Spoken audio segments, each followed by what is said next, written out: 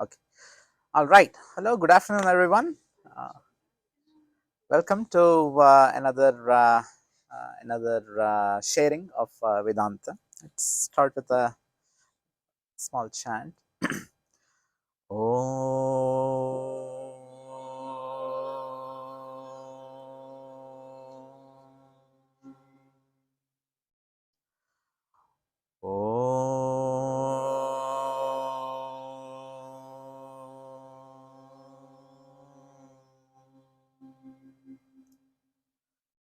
Asato ma sadgamaya tamaso ma jyotirgamaya mrityorma amritam gamaya. Om Shanti Shanti Shanti.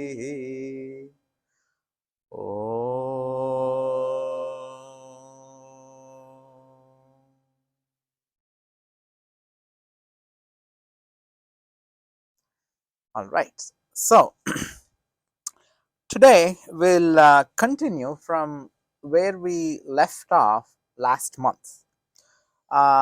We were talking about the 10 different aspects of the human mind. Well, the three gunas of the Maya, the Rajas, the Tamas, and the Gnana. And we talked about what the 10 aspects that are combined, which was mentioned in the Brihadaranyaka Upanishad. All those totally are called the mind. Today, we'll dwell a little bit in detail about some specific traits of the mind that we, of course, need to understand in order to rein them in. So, this topic here is we are not engaging in this material so that we can continue practicing them. Quite the contrary, it's called Adharma Jignasa. In the Viveka Chudamani, they have a specific name for it. They call it Adharma Jignasa, meaning that the popular term is Athato Brahma Jignasa. Brahman is the ultimate truth. Jignasa is when you finally have that interest, that unending yearning to engage in the ultimate truth. Now, this here is called adharma. Well, before we dwell into adharma, a small little detour on what dharma actually stands for. Dharma is one of those very famously ambiguous terms of Sanskrit, which is very hard to capture the meaning properly in English. It's just because of the fact that the word, the concept for what dharma stands for can be variously used in different situations. The closest example I can give, it's a little technical, is if anyone here is into computers, computer programming. In object-oriented programming, there's one concept called you declare a particular function, and then multiple different programs can access the functionality of that particular program. It's called object-oriented programming. Much similar to that, the concept of what dharma, the word dharma denotes, can be accessed in different contexts. Especially in the context of English, it can be used in 3 or 4 different ways. One of the ways that is pertinent to today's topic is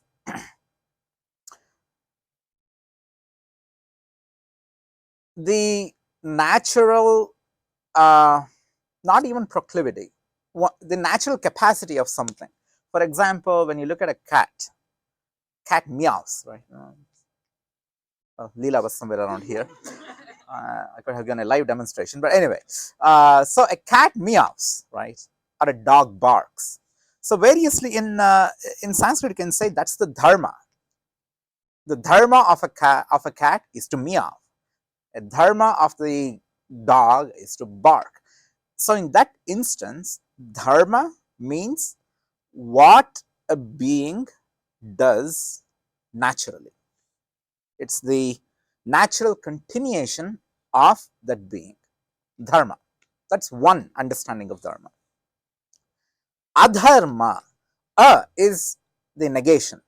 Adharma is consciously going against the grain. It's as if you're trying to train a dog to meow, or you're forcing a cat to jump branches, something like that. You're trying to like force something upon a being which is not natural to it. So that is called a dharma. So in the same way, the manas, the human mind, also has a few dharmas, and it also has a few of the adharmas. And it is because of engaging in these adharmas that we get into trouble. That's the Maya. When we talk about Maya, when we continue engaging in those adharmas, that's when we kind of like get entangled. To understand what is the dharma, what is adharma, you have to have some kind of a jignasa. Jignasa meaning to have a sincere interest in trying to understand. Going back a few classes, I remember we said what are the sadhana chatushtaya. The very first fundamental skill that you need for Vedanta is viveka. Viveka has its root in Sanskrit. It goes by vivich, like how we say we and which in English. If you say the two words we, W-W-E, and if you say W-H-I-C-H, which, it means, that's the spelling, how you would spell vivich. Vivich means to very neatly discern A from B from C, X from Y from Z. So when you start doing that process systematically to anything, you start getting a kind of clarity. And also we have to remember that when you're doing this, when you're practicing viveka in your everyday life, you're also being by default non-judgmental too, in the sense that before even you could judge, even before we can go to saying, oh, this is bad, this needs to be avoided, so on and so forth, first we just have to be able to discern very clearly. So that's what we are engaging here, is trying to apply that process of very concrete discernment to specific emotions that is experienced in our mind. And that's the main topic of focus today, which, by the way, are called adharma because they are the ones that lead us away from our true nature. Again, starting last week, we also talked about kama. It makes another appearance today too. The first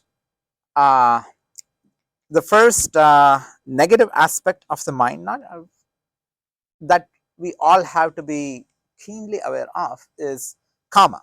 As I mentioned last time, the word kama is it has attained a particular context in our current in our current usage, but it actually has a little bit of a wider meaning. Kama is that which anything in which we indulge in our senses. Another name for the things that we engage with our senses is vishaya. In Sanskrit, we call it, could be any sensory object. It could be a nice song. It could be a nice scent. It could be a nice sight. It could be anything that we can touch.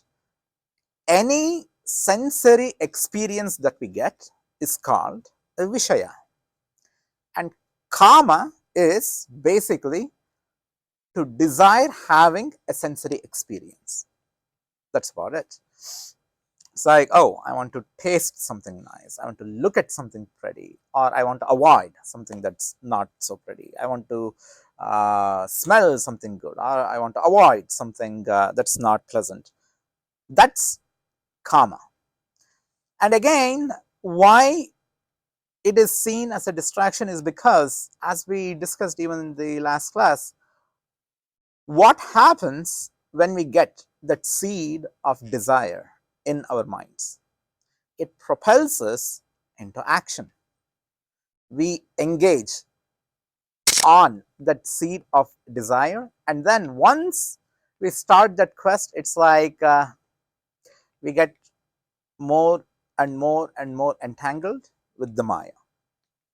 That's why you have to, and you can also connect that even when you are engaging with the world, the whole idea of nishkama karma. When you look at words like nishkama karma, again it's pointing back to the same karma here, because what we call as karma, karma is garnered and generated precisely because of the karma.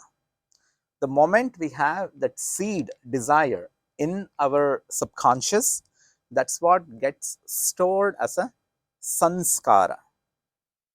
And then once we have all those sanskaras stored and stored and stored, not just over one lifetime, over so many different lifetimes, our karma is added, it keeps on adding and adding and adding, which is why nishkama karma, meaning that even if you're engaging in action, so long you're hyper aware of that seed of karma in your mind, you are liberated by the karmic consequence of that action. So that's karma. Now, karma has a very close relative, a blood brother called Krodha. Krodha is anger. When do we usually get angry? When we have a deep-seated desire and the deep-seated desire is not fulfilled, right? First, you get disappointed, and then it kicks from the inside. No, oh, how dare the world not fulfill this karma? And it is so powerful. Right? And even in Bhagavad Gita, in chapter 4, Krishna tells Arjuna specifically that karma is the root of all troubles. Basically, from karma you get disappointment, and disappointment turns into anger, and when you're angry, there goes your rational mind. You're no longer thinking rationally, and then you keep on accumulating all different kinds of negative points from there. So Krodha is the flip side of karma. Rest assured, if you have karma, if you have a particular desire, even if it's fulfilled at some point, because remember, it's the world is the world is just simply a set of possibilities. Just even relying on pure mathematics, there's no way your desire is going to be fulfilled every single time. And especially if you have a deep-seated desire, and most of our desires, they're not easy to achieve. The very fact that we have that desire is precisely because it's difficult to achieve to a certain degree. And then the moment we are not able to achieve them, automatically that karma is making way into Krodha, anger. And then you have to go into anger management classes and so on, which I used to give anyway. I learned a few things there. So karma, Krodha, and then we have this next very interesting property of the mind, Lobha. In fact, we have a very close concept in English too. You know how we say lobby, lobbyists, it's not even a dirty word in English anymore. Like in the US, you have like lobbies. You can actually like register your firm to be an official lobbyist for a politician. No, what do lobbies do? Interest groups go hand in hand with the lobbyists, right?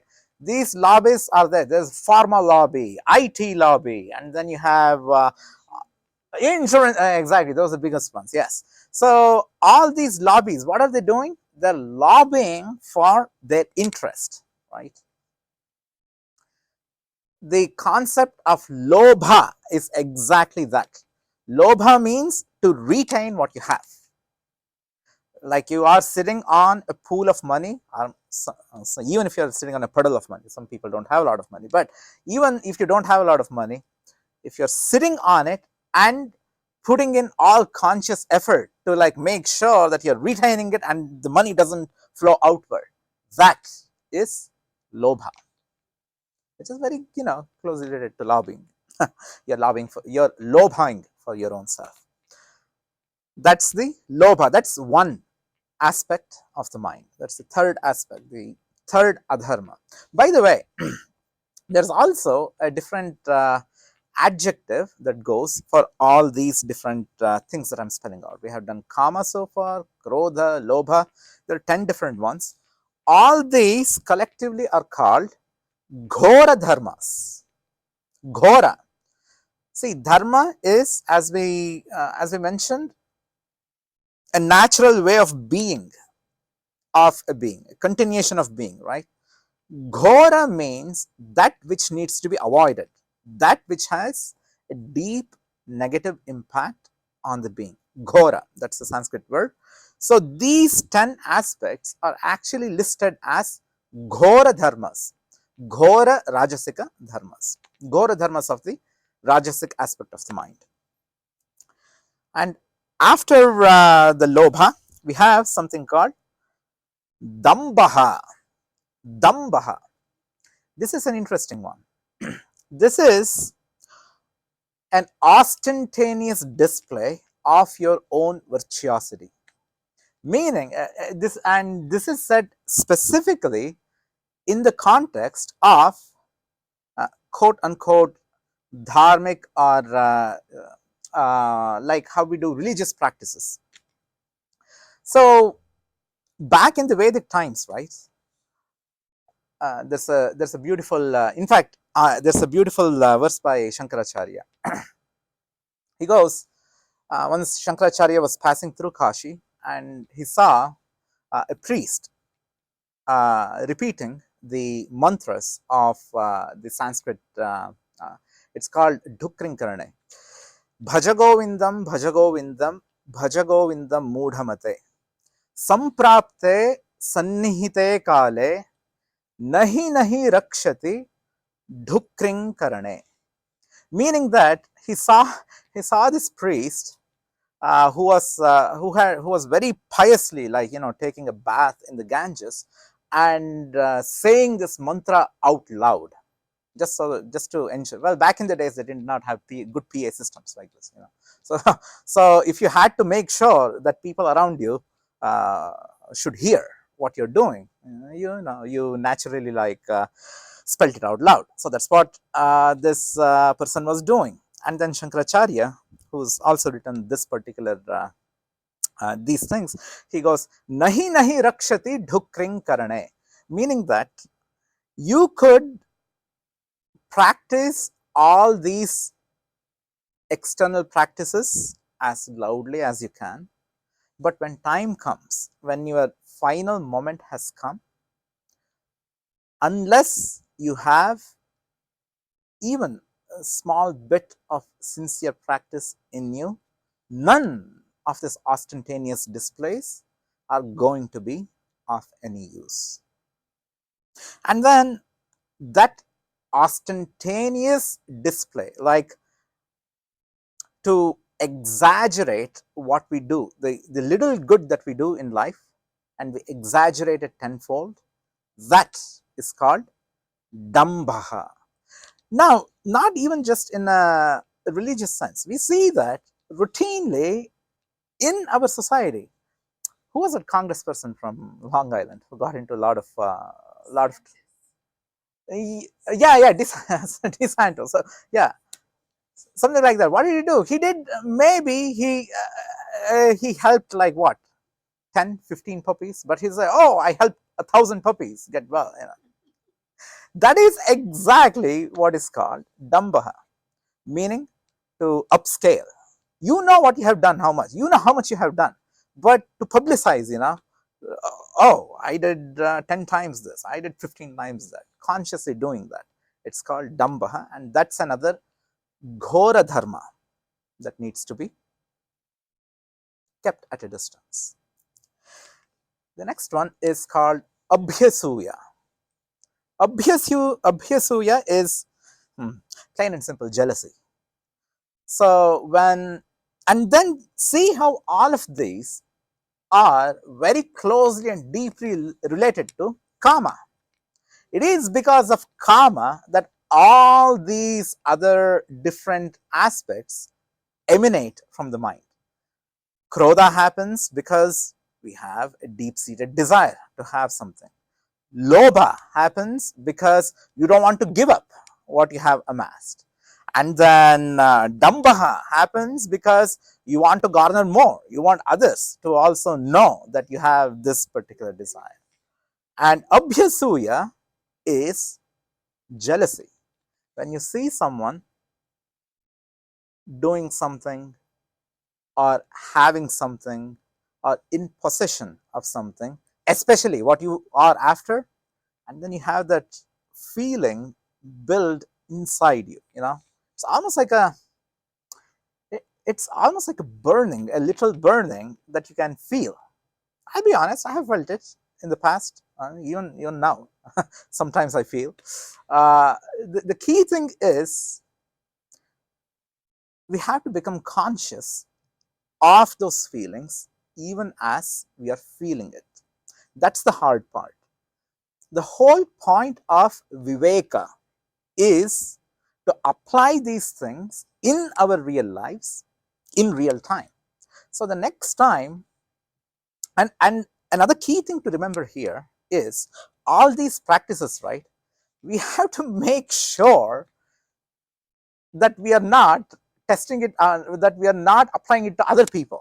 All these are things that we have that we have to make sure. Oh, you say, oh, the last thing we want to do is, to tell someone, point at someone. It's like, oh, that is abhyasuya, that is common. No, don't do that. the whole point is to all these different aspects, or any Vedantic concept that you come across, the primary and only audience is you. It's all about the self. So, which is why it also, we can also very openly talk about these negative aspects too, because it's very hard, like especially when we are talking about these negative things, the last thing you want to do is point at other people and give other examples, which is why in Vedanta it's always about the self. So that when you are only talking about yourself, even if there are like 10 people here, only we know, and we don't even have to share out openly. We just have to know that this is the case, and we can allow that process to happen internally. So this gives a very general pointer, and we can use those general pointers to apply to each one of our individual experiences, and then use viveka on our own memories. So abhyasuya is that flame of jealousy that you feel when you see something another individual or another group or someone else has that you so desperately want and need. Abhyasuya. And then we have another old friend making an appearance here, Ahankara. Ahankara, we have heard so much of Ahankara. Ahankara is, again, Ahankara is one of those words, just like Dharma, that takes so many different meanings. In a general sense, Ahankara has a very general meaning. The one general meaning of Ahankara is the appropriating property of the human body. It's like, for example, right? Let's say it's 12 o'clock, you have skipped breakfast, you're doing one meal a day or some fad diet, who knows. Anyway, so it's 12 o'clock, and then you feel the stomach is giving you like signals, hunger. And then this Ahankara, this aspect of the mind, takes over that feeling and goes, I am feeling hungry. Who is it really feeling hungry? It's the stomach giving the signal to the brain that, okay, the body needs food. But where is this concept coming of I am hungry? You know, it's a different part of the brain. Like you're walking on the street, you see an old friend, and then the mind, the memory recognizes, oh, this is the friend from so many years ago. And then suddenly Ahankara kicks in and goes, oh, I recognize this person. So there is a property of the mind that appropriates all these different functions and sticks it to the I. I am hungry. I remembered it. I did it. So that's the general property of the mind. In this context, Ahankara specifically means to take a special pride in what you possess. In the true sense, it's the ego. So in the Ghora Dharma understanding, Ahankara is, oh, look how well I can strike this pose. I can hold the tree pose for 5 minutes, good solid 5 minutes on each leg, you know.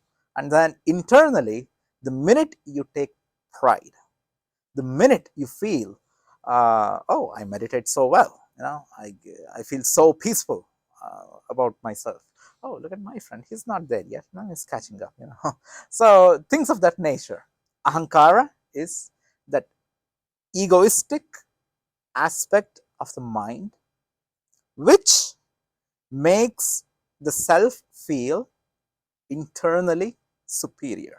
That's Ahankara. And that again is deeply related to kama. If you don't have any deep-seated desires, then you'll automatically also see that sense of taking pride, that sense of like feeling superior automatically also goes down. All of this is deeply related to kama, Ahankara. And now the next one is Irsha. Irsha is something that we actually see quite common in our everyday secular lives too. In fact, you just have to open the page of a newspaper. Finding negativity, finding the shortcomings of anything. It could be in a person, it could be in a thing, it could be in an organization, in your life.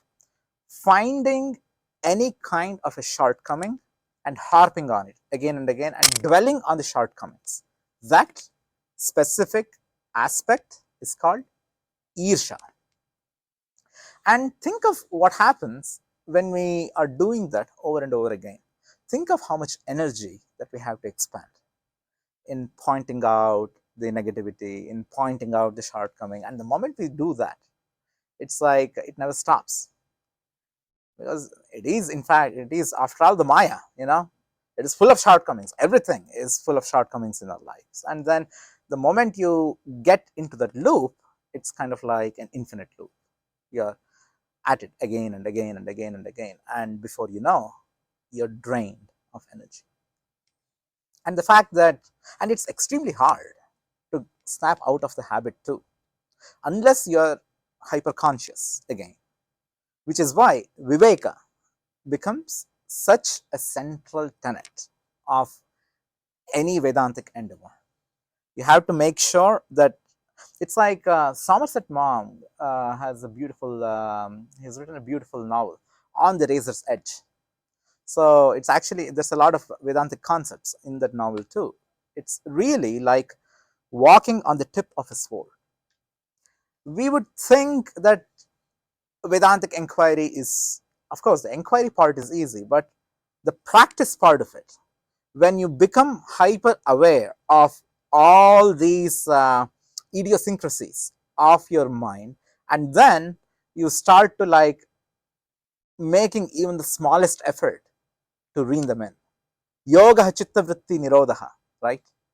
When we really start applying yoga chitta vritti nirodha to our real, to our everyday moment of the life, that's when we realize, oh, you know, this is not an easy effort, you know, and this needs way more effort than I thought it would need. But then the good thing is that as we are putting these efforts now, even in this talk, as I'm sharing, right, there's a lot of things that I have already shared in the previous meetings too. Repetition. The Vedantic way, if you look at most of the texts in Vedanta, the concepts are simple enough, but there's a lot of repetition. A lot of repetition precisely because it's not an easy thing to start practicing it on any regular basis. Because the mind, the sanskaras that we're talking about in the mind, it's not just one lifetime of sanskaras that we're dealing with here. It's like we are working with karma and sanskaras that are accumulated. Yes, we are working again. Moksha Priya gave me the time indication. There's a beautiful saying in Sanskrit called "Kalaya Tasmai Namaha."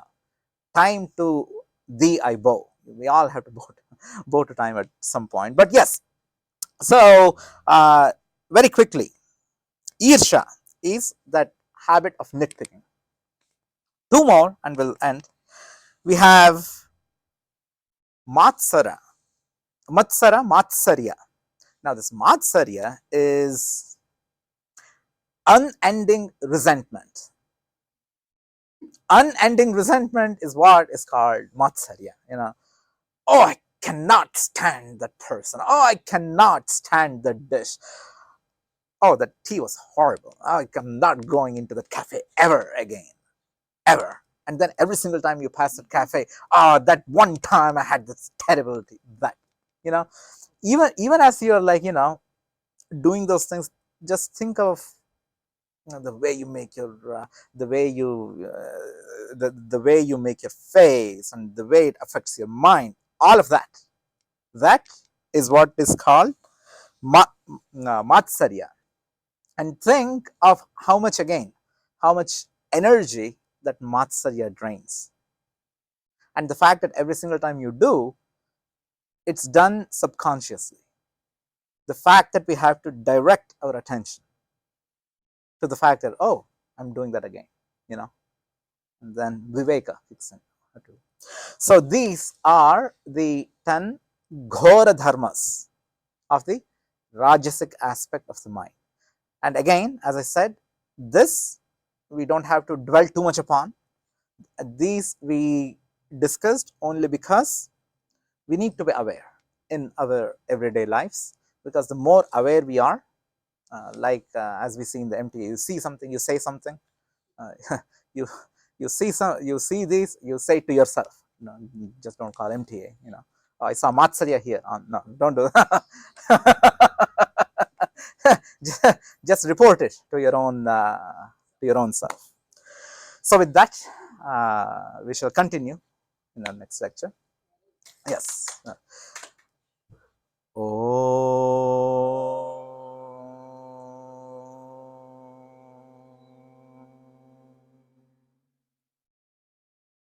Shanti, Shanti, Shanti.